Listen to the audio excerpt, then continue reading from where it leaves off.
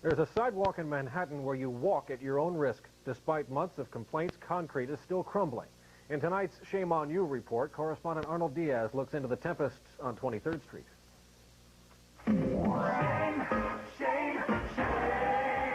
Shame on you. You're looking at one of the meanest streets in New York if you happen to be blind or use a wheelchair. This is West 23rd Street between 6th and 7th Avenue, the very block on which the Associated Blind apartment building is located. A couple of hundred people who use canes or wheelchairs live in the building. Yet look at the sidewalk on their block. It is so badly cracked and buckled and broken that it presents a real danger to their already difficult lives. Nancy Parachi's cane gets caught in the crevices. It's a hazard for anybody. And Jeff Krause has to wheel himself out into traffic to cross the street because the crosswalk has been so unevenly patched and paved that the bumps are now too big for his chair to get over. High enough that trying to go over it is ridiculous. You know, it tips the chair over one way or the other. It was Flo Fox who called Shame on You about the miserable conditions on West 23rd Street. Being in a wheelchair, you feel every crack, every bump. Flo is legally blind and has multiple sclerosis. She's also a fighter. Her weapon, a camera. Well known in the art world as the blind photographer, Flo has just enough hazy vision to see where to point her autofocus camera.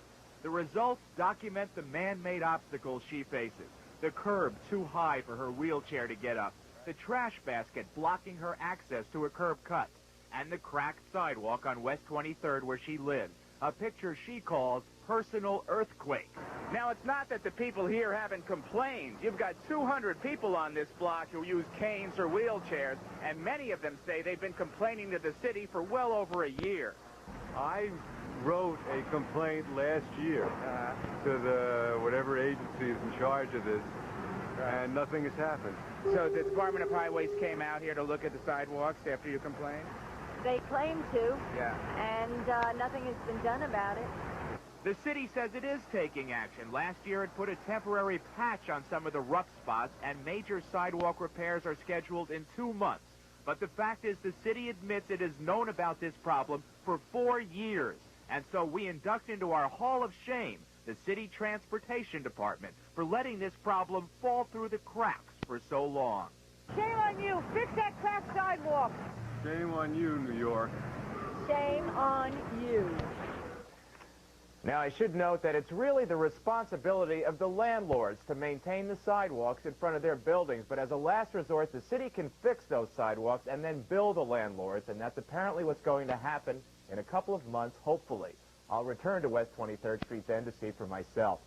If you've got a candidate for our Hall of Shame, write to Shame on You at WCBS TV, 524 West 57th, New York, New York, 10019. Brian. What has been the problem? Why are they resisting the repairs? Now, 4 years ago, they got their first complaint. They served a summons on a landlord. Nothing happened, and now it's been a matter of trying to get the money from the city in the budget to go ahead and fix it and then bill the landlord. It's bureaucracy. To go on West 23rd Street between 6th and 7th Avenue in Manhattan, one of the meanest streets in New York if you happen to be blind or in a wheelchair. I reported then that the sidewalk was so badly cracked and buckled that it presented a real danger to the 200 disabled people who live in the Associated Blind apartment building on the block. Being in a wheelchair, you feel every crack, every bump.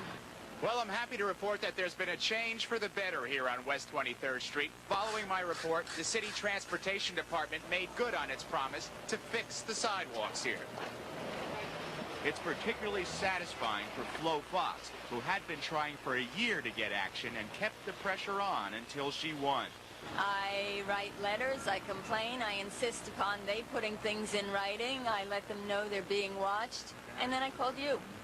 So tonight we also take out of our Hall of Shame the New York City Transportation Department with a thumbs up for a job well done. It's amazing how powerful that wagging finger of shame can be sometimes. If you've got a candidate for our Hall of Shame, write to me at Shame on You, WCBS TV, 524 West 57th Street, New York, New York, 10019. Disabled people paying a big price. Plus, passengers in trouble as their plane is stopped. But as the Shame on You team found out, in this case, it means a mess. Arnold Diaz reports on transit authority buses that are too dangerous for disabled people to ride. Shame. Shame, shame, shame on you. Can you pick me up? Just when they aren't using the lift on the 84th and 85. When? Have a problem with it. It's another frustrating day for Flo Fox, watching as one after another brand new city buses pull up and the drivers say sorry, the wheelchair lift isn't working. I don't know what happened. I just know we can't take it. If we put the key in it, it doesn't operate. The new city buses all have wheelchair lifts as required by law, but not until the buses were put in service in the spring did the Transit Authority find out the lifts are so poorly designed they're actually a hazard to the disabled. I almost tipped over sideways when I was coming off the lift in July. As Terry Moakley of the Eastern Paralyzed Veterans Association found out, the angle of the bottom ramp is too steep. It forces all the weight onto the back of the chair, and the front wheels actually come off the ground. If I give it a good shove, at this point, you know, the chair will just tip over backward. Even if you make it up the ramp, you then have to clear the raised hinge to get onto the platform, another hazard. So many disabled riders have had problems with the lifts, the Transit Authority ordered the drivers of these new buses to stop using the wheelchair lifts until they can be fixed. So for the past 6 months, riders like Flo Fox, who ironically is the cover girl on the MTA's accessible travel brochure, have had to wait a lot longer for an accessible bus. It can take over an hour. In the rain, it's horrendous. How did it happen? If you went to buy a car, wouldn't you first try it out? Well, apparently the Transit Authority bought 167 buses for $33 million and never bothered to test out the wheelchair lifts. We as a Transit Authority got the assurance that it was ADA compliant, and we acted on that. The TA says it took the word of the manufacturer, TMC of Roswell, New Mexico, which guaranteed the wheelchair lift complied with the Americans with Disabilities Act. Only after the buses were put in service and the complaints began pouring in did the TA hire an expert to evaluate the lift. We brought in a consultant in, and they found 3 areas where it was not compliant. Activists in the disabled community, like Frida Zanes, say the TA did it all backwards. What makes sense is for us to first use the lifts, try out the lifts, before the transit people purchase them, and find out about the problems ahead of time. Why didn't the TA have a disabled person test the lift before buying the buses? Because that's not the way it's done. That has never been the process in the past. The manufacturer is paying to retrofit the lifts, but there's a cost to the disabled riders, who on 40 bus routes around New York City are being passed by. I've been waiting a long time. I can't take it. So into our Hall of Shame, we induct the manufacturer, TMC, and the Transit Authority for putting another obstacle in the path of the disabled. I'm Arnold Diaz, Channel 2 News.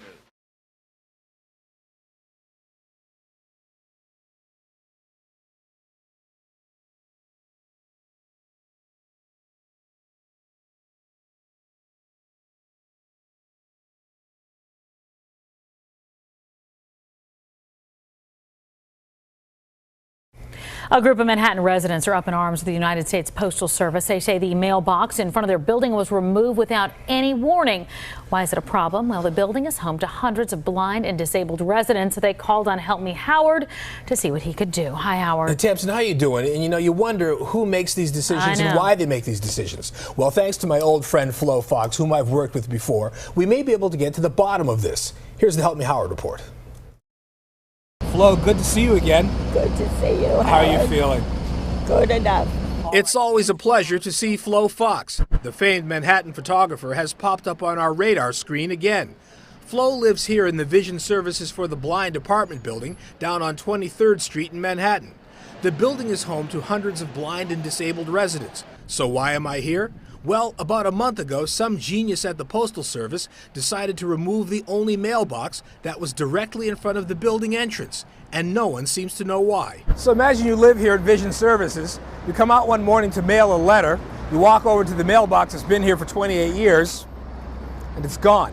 What happened to the mailbox that was right here? You know what? That's what I'd like to know. Why did they move it? I have no idea, but I know these people need it. They need it badly. They do.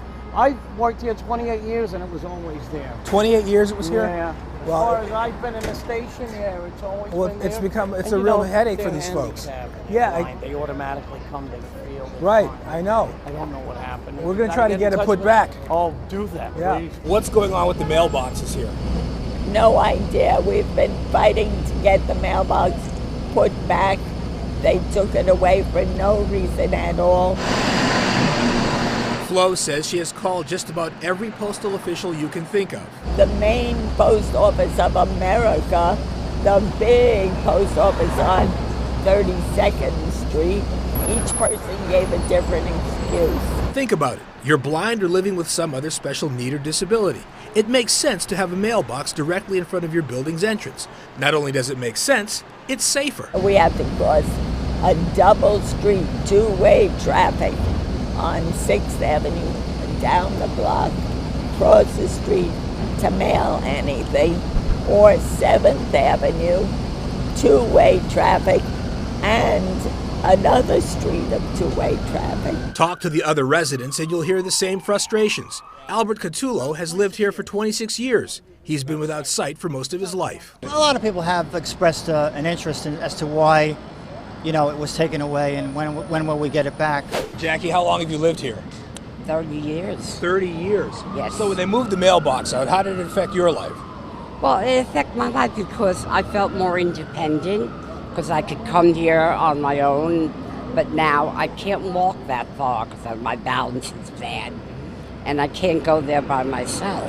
Kathy Migliaccio can't locate another mailbox. It's just difficult to find anything, so I didn't know where any other post boxes were. So How far do you have to walk now to mail a letter? I don't know. Do you remember the saying, neither snow, rain, Yes. heat, nor gloom of night will stay the couriers from delivering the mail? I don't know the rest of it. It's okay, Flo. We know what you're referring to. The residents of Vision Services have enough to contend with in life. Removing their mailbox and not replacing it right away is just wrong. We're on it. Now, we have calls into the U.S. Postal Service, and hopefully we'll have some good news for the tenants in the next couple of days. Meanwhile, if you have a problem, send me an email, call my hotline, catch up with me on Facebook, and of course you can follow me on Twitter and Instagram. And Tamsin, you know, this is a safety issue as well. Sure, of course it You're is. blind, you need a walker, you're used to this box being out there as soon as you walk out your door. Of course. And now How they many don't know where they're steps? going. I mean, that's a real Unbelievable. issue there. So hopefully the next couple of days we'll know something. Yeah, I sure hope so. Okay. Thanks, Howard. Good. A group of people living in a lower Manhattan apartment building had big complaints with the U.S. Postal Service. The mailbox in front of their building was removed without notice. But here's the problem. The building residents are blind and disabled. Well, they contacted Help Me Howard, and Howard is here now with a follow-up. I can't believe they took that mailbox without telling anybody. Yeah, this happened, Katie. People with special needs have enough difficulties in their lives without the post office moving their mailbox and not telling them about it. Not only is this a big inconvenience for them, but it's also downright dangerous. Here's a Help Me Howard follow-up. All right, here we go. Well, the mailbox in question. Look what's over there. Isn't it wonderful? It's not often that one derives so much pleasure from the sight of a mailbox. But for Flo Fox and the residents who live here at the Vision Services for the Blind, this is a very happy day. You see, the mailbox that had been in front of the building for 28 years mysteriously disappeared last month. Earlier this week, I reported on the problem it caused for the residents, most of whom are without sight or have other special needs. We have to cross a double street, two-way traffic on 6th Avenue, down the block, cross the street to mail anything, or 7th Avenue, two-way traffic, and another street of two-way traffic. A lot of people have expressed an interest as to why, you know, it was taken away and when will we get it back. I could come here on my own, but now I can't walk that far because my balance is bad, and I can't go there by myself. It's just difficult to find anything, so I didn't know where any other post boxes were. So How far do you have to walk now to mail a letter? I don't know. So imagine you live here at Vision Services. You come out one morning to mail a letter. You walk over to the mailbox that's been here for 28 years, and it's gone. What happened to the mailbox that was right here? You know what? That's what I'd like to know. Why did they move it? I have no idea, but I know these people need it. They need it badly. It's they been do. Here. I've worked here 28 years and it was always there. 28 years it was here? Yeah. As far as I've been in the station, yeah, it's always been there. It's become, it's and a real headache for these folks. Yeah. They automatically come to the field. Right, I know. I don't know what happened. We're going to try to get it put back. Oh, do that, please. So we called the Postal Service Monday afternoon. The new box was in place on Tuesday. Now that's what I call special delivery. Oh, it took a lot of phone calls until I called you. Are you happy? Thrilled. That's great. I walked down the street, nothing. Came back, there it was. The residents of the Vision Services building mailed their letters, and all is well. Sometimes it just takes a phone call. Now, the Postal Service says the mailbox was undergoing routine maintenance and was scheduled to be replaced with a new one this week. Well, I'm glad we could help them speed up the process. If you have a problem, call me, send me an email, find me on Facebook, and of course you can follow me on Twitter and Instagram. Heidi. So if you want action, call Help Me Howard. Gets it done. There you go, something like that. Yes. All righty. Thank you. We all know Help Me Howard gets a lot of complaints, but tonight Howard is here with one that got his attention because the problem was just so silly. Howard, what's going on? Yeah, Tamsin, sometimes people just don't think. That seems to be why a bank was giving a Manhattan woman such a hard time. And this woman is a real New York City character. Take a look. I could do perfect timing. 1 in a million. Photographer Flo Fox kept an eye on New York City for years. Her photos caught compelling scenes and people. They hang in galleries. She made the scene at Studio 54. She was friends with Andy Warhol and other big names. She had a photo spread in Playboy. Photos of her, not by her. Sorry, but we can't show it all. Back in 1980, she told TV interviewer Tom Snyder her secret. What kinds of things do you like to photograph? Usually some type of ironic reality.